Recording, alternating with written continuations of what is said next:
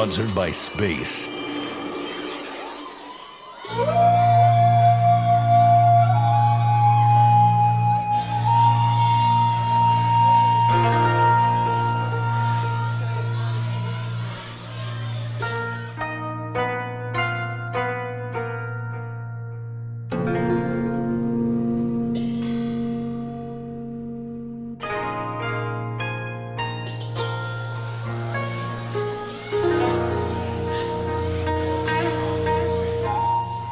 Welcome to your first Midnight Madness premiere. Thank you very much. It's a great thrill to be part of Midnight Madness. I've suffered through, I enjoyed a few midnight films back in the day. Yeah, BUNRAKU is a highly stylized form of storytelling. Japanese, puppetry, paper mache. What the film is an exploration of violence. Wow, somebody just arrived. What was it like to work with Gackt? Gackt is, he's a pleasure, man. You know, he's like most iconic figures like that. He's also somebody who sits home and watches movies and longs to be a part of them. And he was like this little kid on the set, very wide-eyed. You know, I don't think he's done a whole lot of movies, and he was eager to please and eager to learn, and very, very humble, and great work ethic.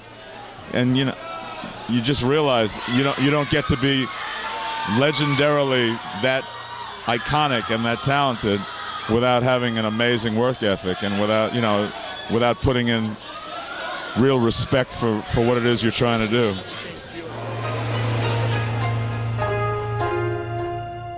Welcome to Midnight Madison, Tiff, your world premiere of your film. How are you feeling tonight? Feeling great. Your film is like amazing visually. Could you talk about the production design of the film?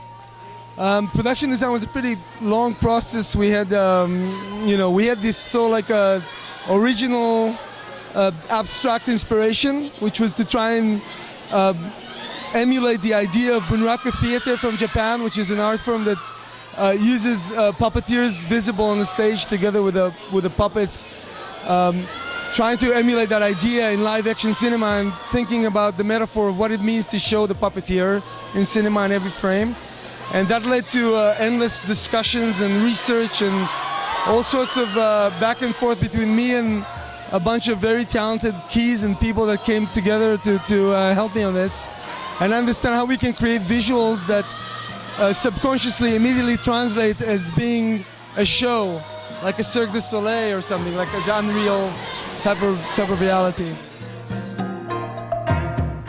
I think is an amazing, charismatic presence. I saw him in a TV series that he did in Japan where he was playing a samurai, and in a film called Moonchild, and I thought he was just radiating off the screen. It was just amazing.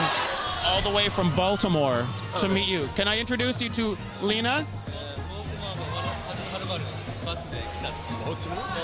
Lena and Melissa.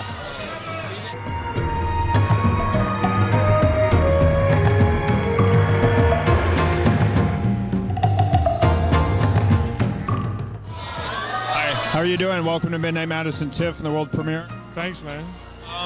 When you got this script, what was it about the script, before you saw the visuals, not just the script, that really attracted you to say, I have to do this project? It was, before I saw the script, to be honest, I couldn't quite describe the script. When I read it, I thought it was one of the most indefinable scripts I'd ever read. And then I met Guy Moshe, who has become a close friend of mine, and he sort of basically did his pitch to me that he did obviously a few times and showed me a pre-visualized 20-minute promo of what the visuals of this film are. And as soon as I saw that, I realized that there was a real aesthetic and a real brain at work. It wasn't just some excuse of an action film. There was something going on here. There's a definite aesthetic.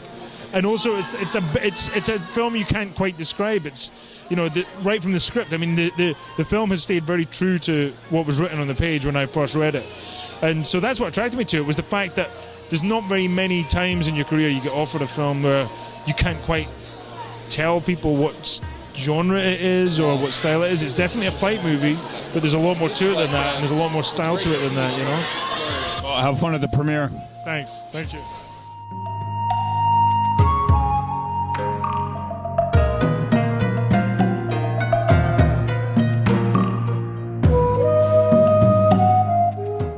Midnight Madison. Thank you very much, man.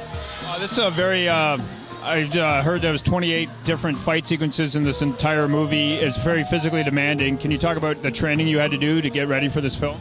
We trained a lot, but it was actually these guys. A lot of the stunt guys are here actually. Clay and Larnell and Aaron, a bunch of the guys that actually helped me kind of do what I had to do, and they made it a lot of fun. I'd boxed before, but they taught me this MMA stuff, and we worked on it for a few months beforehand. Then when we got to set, we worked every day as well. It was physically strenuous, but it was a great release at the end of the day to just go work out and punch things. It was fun.